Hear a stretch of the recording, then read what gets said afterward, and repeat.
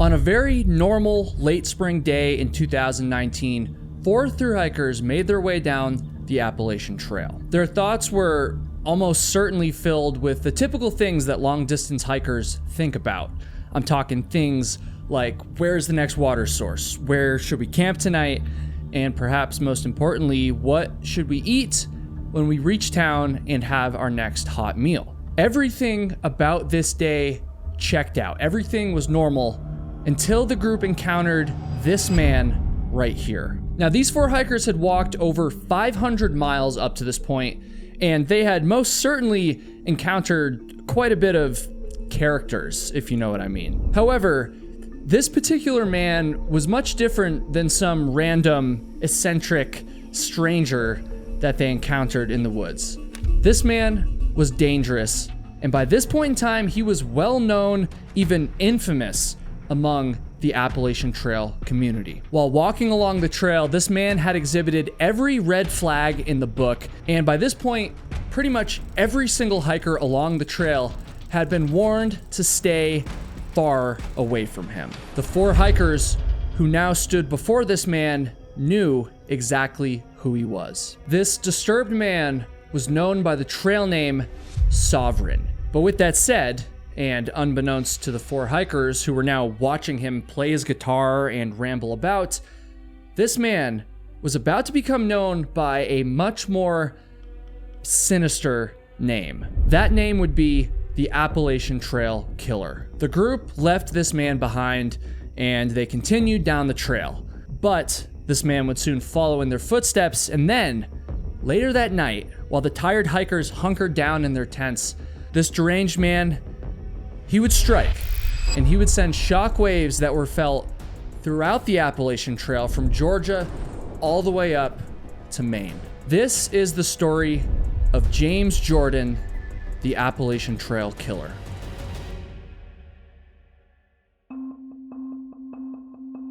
So, as my regular viewers know at this point, I thru hiked the Appalachian Trail in 2018. I talk about it all the time. I'm very proud of it. And because of this, I was in a bunch of AT-related Facebook groups that I just never left after my thru hike. And so the following spring, when the 2019 hikers began making their way north, I vividly remember seeing discussion after discussion about this dangerous hiker who was on the trail. There were tons of reports about him threatening other hikers. I mean, so many people were talking about this. They were posting photos of him, and he was just acting very unstable and very, very sketchy. I remember following all of this stuff. I remember kind of hearing about the story developing in real time. And then one morning, I woke up, I opened Facebook. I still remember this very vividly. I opened Facebook to see tons of posts about how this dangerous man, this dangerous hiker, had finally carried out the ultimate act of violence. It had only been about 7 months since I had finished my thru hike, not even a full year. And so when this news broke, it just tore my heart apart, honestly. I mean, the Appalachian Trail is a place that had brought me so much joy. It was the inspiration for why I even started this YouTube channel in the first place. And it just broke my heart that this very special place to me was also the same place where such a heinous crime was carried out. I honestly put off covering this particular story for a long time. I mean, I've gotten tons of requests about it. Even though I wasn't involved with it, obviously, just the timing and everything, you know, fresh off my thru hike, it just made me feel so terrible. And so yeah, I've put off covering it, but I have a reason for finally telling this story now, which is something I'm gonna get into at the very end of the video. So please watch until the end. And also, with that said, please hit the subscribe button because we're trying to get to 1 million subscribers and we're getting up there, honestly. Please help us with that. And so, with that said, let me introduce you to a man named Ronald Sanchez Jr. Ronald Sanchez Jr. was a native of Garden Grove, California, and he would go on to honorably serve the United States as an Army combat engineer during the Iraq War. Now, folks, from what I've gathered, he was in it when it comes to the war. I mean, he saw friends in his unit die. He himself suffered physical injuries, And again, from what I've gathered, those injuries paled in comparison to the mental injuries that he suffered upon his return home to the United States. What I'm talking about, of course, as you probably predicted, is PTSD. As Ronald tried to adjust to normal life back home, he found himself unable to leave his apartment for days at a time. He would be frightened by loud noises, and he would even go as far as purposely avoiding human interaction. I mean, to the point where he would only go out for food and supplies at night when there was far less people in the stores and far less people around. Eventually, however, after a lot of hard work, a lot of therapy and physical exercise, Ronald Sanchez Jr., well, he began to recover. And one activity in particular that began to bring him a lot of joy was hiking. He started out with just short day hikes, meetups. It was kind of a way to make new friends, but that eventually turned into a very ambitious goal, which was to thru hike the Appalachian Trail.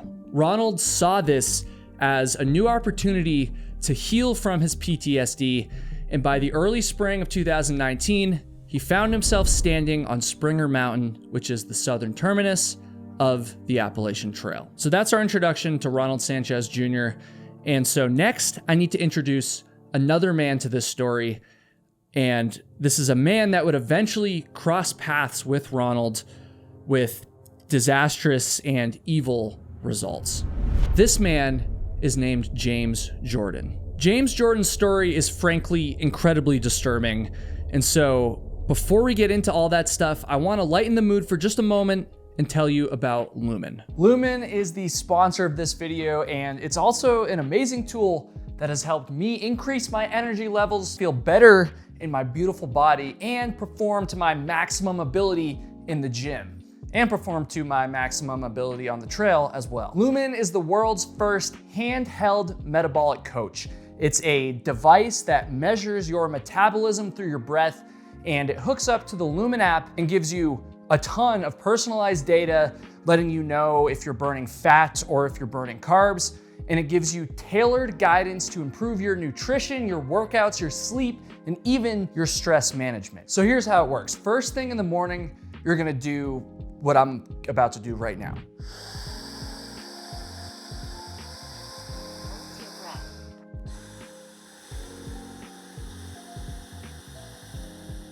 And just like that, I know exactly what's going on with my metabolism, which is really important, by the way. Your metabolism is essentially your body's engine. Vroom, vroom. That was really stupid, but it's basically how your body turns food that you eat into fuel that keeps you going throughout the day. And by using Lumen, it's gonna help you achieve something called metabolic flexibility. And the more flexible, the better your overall health will be, and the less likely you're gonna be to end up with chronic issues like type 2 diabetes or cardiovascular disease. This is probably the coolest part about Lumen. So after you breathe into the device, it's gonna give you a personalized nutrition plan for that specific day. Like, this isn't some cookie cutter, one size fits all wacky nutrition plan. This is a plan that is customized to fit you on a day-to-day basis. I just can't emphasize that enough. I mean, it's just so important because in order to make progress, you can't just expect a quick solution like that. Lumen makes it fun to understand and to stay focused on making lifestyle changes that will improve your overall wellness. Lumen is gonna hook my audience, AKA you, up with 15% off your Lumen device. All you have to do is click the link at the top of the description or go to lumen.me/KyleHatesHiking. And guys, when you click my links and support my sponsors, it really helps keep the lights on around here. And frankly, it helps me to continue my give back mission, something that I'm gonna talk about at the end of this video, by the way. So one more time, click the link at the top of the description for 15% off. And now I need to tell you about a man named James Jordan. James Jordan's childhood was just plagued with tragedy and struggle. His father OD'd and died when James was only 6 years old, and his mother reportedly struggled very hard with alcoholism. James would unfortunately follow in his parents' footsteps when it came to substance abuse, and he began drinking and smoking marijuana from a very young age, far too young to be doing any of that stuff. These habits would result in his first brush with the law, which occurred at age 13 when he was arrested for auto burglary. Flash forward to age 16, and James's mother moved his family from their home of Cape Cod, Massachusetts, to a town that I actually know very well because it's really close to where I grew up. This town is Winooski, Vermont. After moving to Winooski, James Jordan's problems only grew worse as he was frequently heard yelling at his mother through the walls of their apartment. Obviously, he was extremely troubled. He would just wander around town at night, he would sell marijuana, and on at least one occasion, he did something that was just an extreme red flag. According to some research I did, James was out late one night. He was with a friend, and as the pair walked by a pond, James reportedly stomped a frog to death, and then he ripped it up using a knife. And I want you to remember, he was only in high school at this time.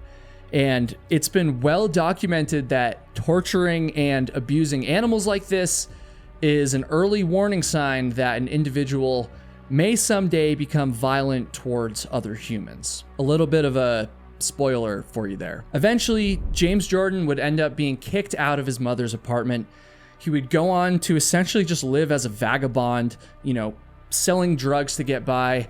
And it's also during this time that he became more and more delusional, for the lack of a better word. He was clearly suffering from some very serious mental health issues. So now we're going to flash forward to age 22. At this point, James was arrested for drug possession, and he would ultimately end up at the University of Vermont Medical Center, another place I know very well. I have a lot of friends that work there. He would end up there so that his mental fitness could be evaluated. But unfortunately, this wouldn't make any difference, and it didn't take long before James Jordan was back on the streets, growing ever more paranoid with each passing day. As an example of this, James thought that the government was trying to get him for some reason. He refused to take medication to help his mental state, and eventually he wound up in Florida, of all places, where he would go on to get arrested numerous times for various petty offenses. But around this same time and through his travels, James Jordan apparently found at least a little bit of joy for the first time in his life. This is going to sound really cliche, but this is the truth.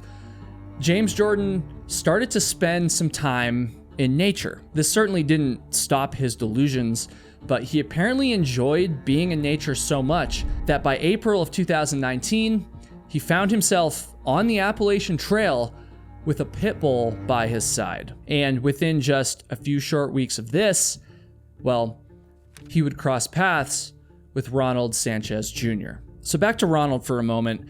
His Appalachian Trail thru hike didn't really start out the way that he wanted to. He completed the first 100 miles of the AT, which is an accomplishment that's worth celebrating, but he soon found that his body just wasn't adjusting to the trail as easily as he would have liked. And this is something that's very, very common. I've seen it on both of my long thru hikes. So he stopped for a little bit, he rested, I think it was for a few weeks, and then he found himself back on the trail. He found himself heading north, and he was now going by the trail name Stronghold. This trail name had actually been given to him by some of his fellow hikers when they learned about his time serving the US in Iraq. Pretty badass trail name, I do have to say. So Stronghold made some pretty good progress on the trail at this point, and he eventually stumbled into the town of Damascus, Virginia. Damascus is just shy of the 500-mile marker on the trail, which again is a massive achievement. But despite all of the progress that he had made up to this point, he was feeling lonely. Spending hours and hours by himself, day in and day out, was starting to take a toll on him, and so he quit, and he returned to his home in Oklahoma. When he went home, he thought that was it. He thought his Appalachian Trail dream was over. But after he had a few days to reflect, a few days in the comfort of his own house, he realized that he still had more to give. He felt as though getting off the AT was actually a mistake. And so before heading back to the trail, he spent some time with his therapist, he went on a few warm-up day hikes, and then he traveled back to Damascus to continue hiking north. By the time that he got back on the trail, it was now early May of 2019. When Stronghold resumed his hike, he would have heard these warnings about a troubled hiker named Sovereign. He probably saw these warnings before he even returned back to Damascus. Now, Sovereign was the trail name of James Jordan, and although James Jordan had only been on the Appalachian Trail for a few short weeks, he had caused enough trouble that just about every person on the AT knew to look out for him. Hell, like I mentioned earlier, even people like myself that weren't even on the trail had heard tons about this guy. Warnings and photos of him had been plastered all over social media, and these photos were soon rounded out by a brand new mugshot of James Jordan. James Jordan's trouble started in mid-April when he allegedly threatened multiple hikers with a shovel at a trail shelter known as Jerry's Cabin, which is right on the North Carolina-Tennessee border. These hikers had reported the incident to the police, which prompted the sheriff of Unicoi County, Tennessee, to say, quote, "We knew there was trouble down here with this boy. What really got my attention was that one of the hikers said he told them, quote, 'It's going to be a bad day for hikers on the trail,' which is obviously a huge red flag. And there were also rumors floating around that James Jordan may have been carrying a machete, which again, another huge red flag. Now, the sheriff was initially unable to locate James Jordan after these reports came in, but only a day or two later, authorities in North Carolina, because the trail actually straddles the state line through this area, authorities in North Carolina were able to make contact with him. And yet, despite his threats, despite all these red flags, the authorities let him walk free. And the reason for this is because they didn't really have any solid evidence that he had committed a crime, and he also didn't have any pending warrants for his arrest. But then, on April 21st, James Jordan was spotted at a trailhead, apparently asking hikers for the password that he needed to, enter the trail. This strange and bizarre behavior was once again reported on social media. I remember following all this stuff in real time. It's so crazy to me. And then the next day, April 22nd, James Jordan was finally arrested after getting into a verbal altercation with some other hikers. When he was arrested, James Jordan was found to be in possession of a fake ID, marijuana, and, probably most disturbingly, a very large hunting knife. He was finally brought into custody, but unfortunately, he wouldn't remain there for very long. So I think some of you might have some things to say about this next part of the story in the comments section. And so I'm gonna try to tread carefully here, but none of the hikers who had been threatened or assaulted by James Jordan were willing to go to court to testify against him. And I'm speculating here 100%, but I imagine that the reason for this was because they were out there to hike the trail. They didn't have cars or transportation. They were on a very strict schedule, and having to remain in the area off trail in hotels would get very expensive, and it would also just be a giant logistical nightmare that would have huge impacts on their hike. Again, that's speculation, but just putting myself in their shoes, I feel like honestly I wouldn't have wanted to remain in the area to testify. And so with that said, in hindsight, I do think it's fair to say that these hikers should have made that sacrifice in order to help put James Jordan behind bars. But again, I hope I explained that well. You can at least kind of understand why they didn't, right? And of course, hindsight is 2020. I'm sure they would have done this if they knew what would go on to happen later. And so please just go easy on these people. Again, I probably would have done the same thing as them if I was in their shoes and I knew what they knew at the time. Because nobody was willing to testify against him in court, James Jordan was only charged for the drugs and for the fake ID, which are two minor offenses, and he was released very quickly. He was ordered to stay away from the Appalachian Trail, but predictably, he didn't listen to that order. He pretty much immediately went back to the AT, and when he did, all of the reports of his erratic and threatening behavior picked right back up where they had left off. Because of all the attention and all the chatter about him, a very well-meaning trail angel decided to step up and find a solution that would get James Jordan off the Appalachian Trail. Now, if you're not familiar with this, a trail angel is a person who supports hikers on their journey, often giving them rides into town or providing them with fresh food at road crossings. And so on May 2nd, 2019, a trail angel named Odie encountered James Jordan at a trailhead, and of course, he instantly recognized him from all of the warnings that had been posted on social media. Odie knew that he had to do something in this moment, and so he actually invited James Jordan to dinner, and surprisingly, James accepted. So they drive into town together, and over the course of this meal, James told Odie that he had some relatives that lived away from the Appalachian Trail in Maryland. Odie was very quick thinking. I actually met him on my thru hike very briefly. He's a super smart, very quick thinking guy, and so he saw this as an opportunity to get James off the trail, and Odie asked James if he would be interested in a free bus ticket to Maryland to where his relatives lived. James Jordan apparently appreciated this, and so by the next morning, the two of them traveled to Johnson City and James boarded a bus. I think we should all appreciate Odie's efforts here. He knew that James Jordan was dangerous, but he still took him in, and he drove him and his dog, for that matter, his pit bull, nearly 100 miles off trail to the bus station. That's quite risky and very admirable of Odie to do. I remember hearing about this at the time, and I honestly felt very relieved that this man who had been causing so much trouble on the AT was finally off the trail for good. I also remember many folks in the Appalachian Trail community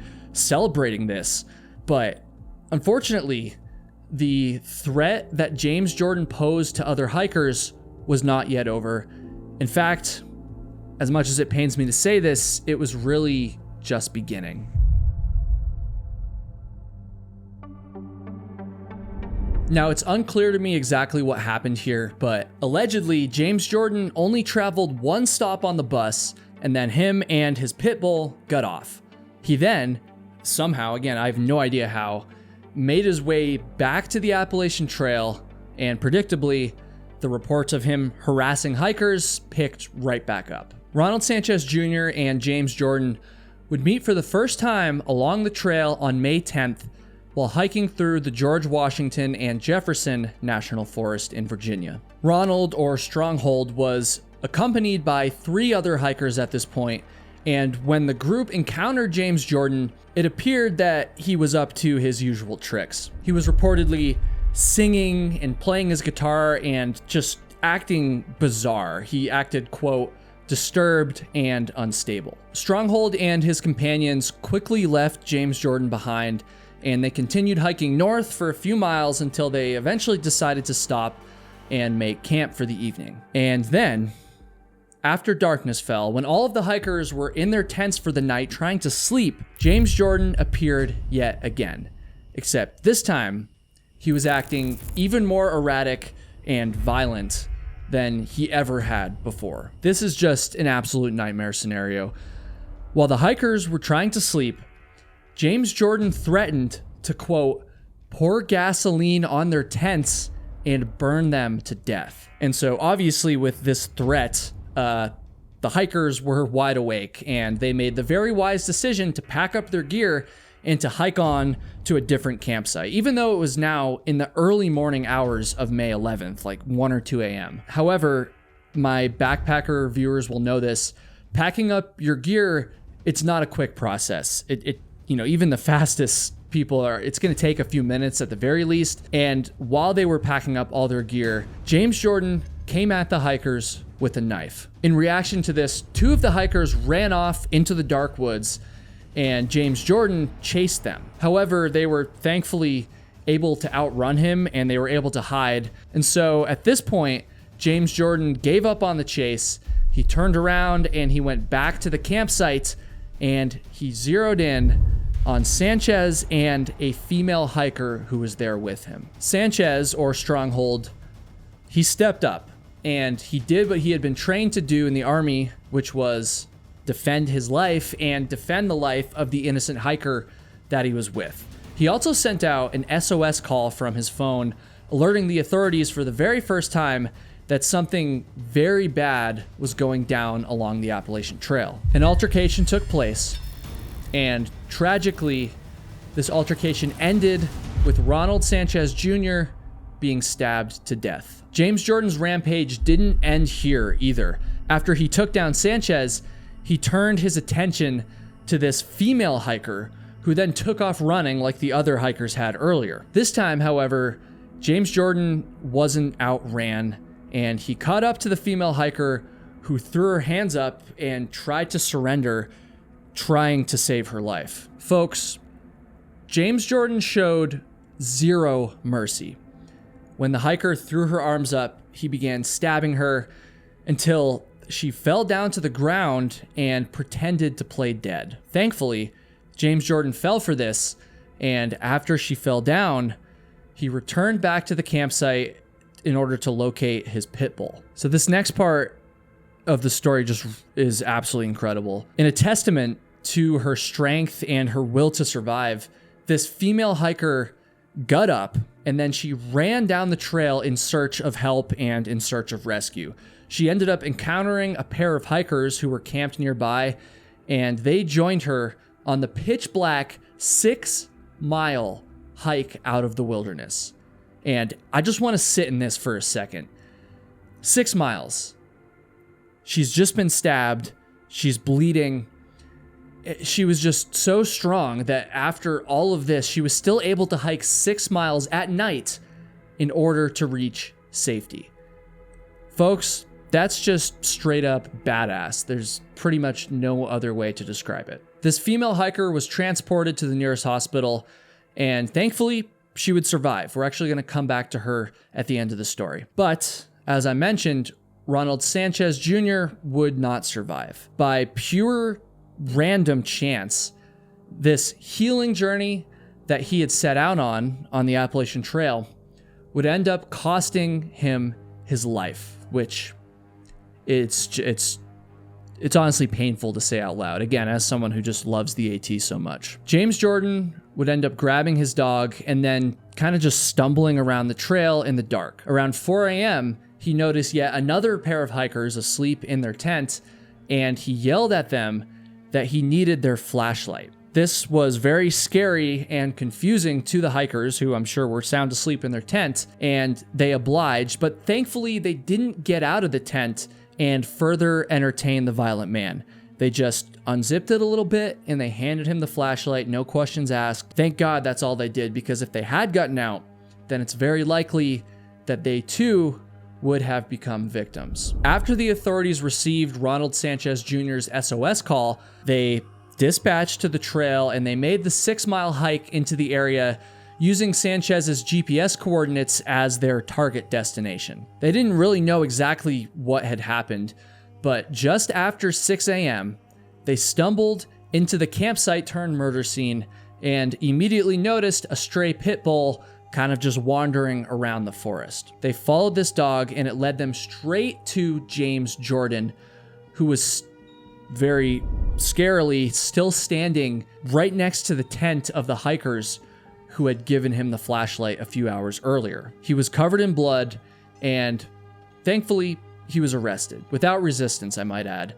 And shortly after this, the officers found Ronald Sanchez Jr.'s body, and they also found the knife that had been used to kill him. James Jordan was marched out of the woods in handcuffs, finally ending his reign of terror on the Appalachian Trail. The legal proceedings that followed James Jordan's arrest are honestly a bit messy, mostly because they weren't sure whether or not he was actually mentally fit to stand trial. In fact, that was the exact ruling by a U.S. District Court judge, but this decision was later reversed, and James Jordan was in fact charged with murder and assault. However, long story short, when it comes to this, in the spring of 2021, after some delays and yet even more of a mess because of COVID and all that and all the court systems getting backed up, ultimately, James Jordan was ruled not guilty by reason of insanity, and he was committed to a psychiatric institution where he is supposed to remain until he won't create a, quote, substantial risk of injury to another human being. As far as I can tell, James Jordan has not yet been released as of the making of this video. And honestly, this is just my opinion, but I sure hope he doesn't get released anytime soon. And it is worth mentioning that at the time of this ruling, Jordan's lawyers released a statement saying that he is now, quote, deeply remorseful for the profound sorrow that he has caused, and that, quote, he regrets that his lifelong battle with mental illness ultimately resulted in this trauma and loss for innocent hikers and their families. Folks, this doesn't mark the end of our story. 4 months after the attack, the female hiker who had been stabbed and then made her way out, again, just absolutely incredible.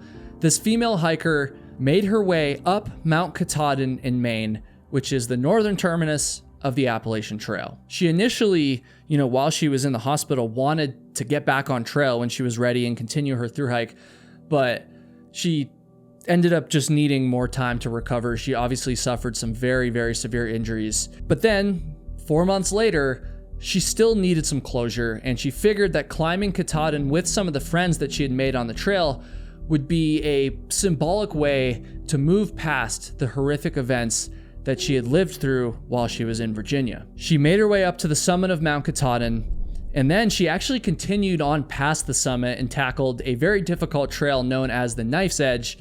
It's kind of a staple in Baxter State Park, a staple on Mount Katahdin, and so she was able to get the full Katahdin experience. I really hope that by climbing Katahdin and standing at the northern terminus of the trail, she was able to get some closure, but from what I've read, it apparently made her kind of internalize just how much she had been, unjustly robbed of her Appalachian Trail thru hike experience. And so because of this, she decided to give the Appalachian Trail another shot in 2020, though I wasn't able to find out if she ever actually did this, and I'm assuming that's because of the craziness that ensued in 2020. Not very many people thru hiked that year, obviously because of COVID. And again, I'm just assuming this, but if that's the case, then that's just so terrible for her.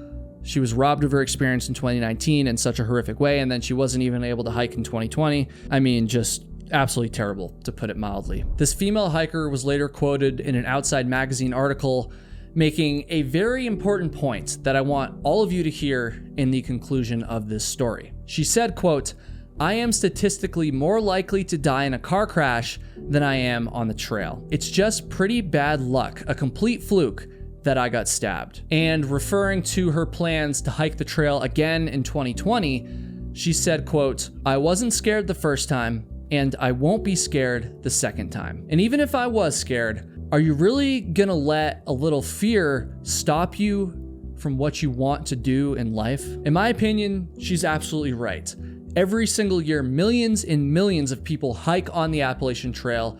I've said this before, it's far safer to be on the AT than it is to walk down any city street, which is something that we all do without even thinking twice about it. I really, really hope that you can admire this hiker's resilience, and I hope that you can believe her when she still advocates for people to hike the AT. Please show some love to her and to Ronald Sanchez Jr. in the comment section. It always warms my heart, guys, when I see how supportive you all are to the victims that I talk about in this story. So please show them some love, and I still have one more thing that I want to tell you about. So at the very beginning of this video, I mentioned that I had a specific reason for finally covering this story. This is going to be a little bit clunky to explain, but essentially, this is unfortunately one of the most well-known stories from the Appalachian Trail in recent history, and it's for that reason that I thought covering this story would be a good opportunity for a give back call out related to the Appalachian Trail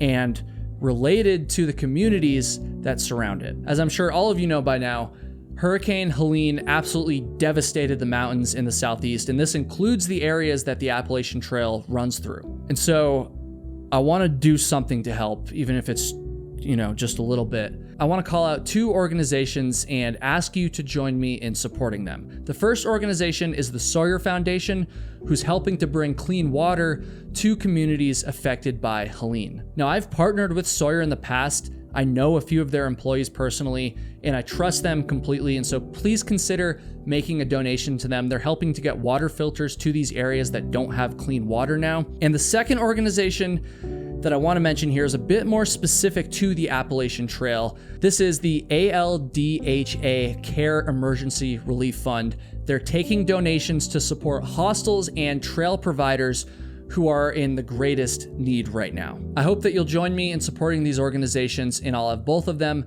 linked in the description. My heart goes out to anyone that was affected by Hurricane Helene. And of course, my heart goes out to the female hiker I talked about in this video, and to Ronald Sanchez Jr. and both of their friends and family for that matter. Such a sad story, and I appreciate all of you tuning in and watching me tell it. YouTube seems to think that you'd enjoy watching this video next, so folks, give it a click, and I'll see all of you next week.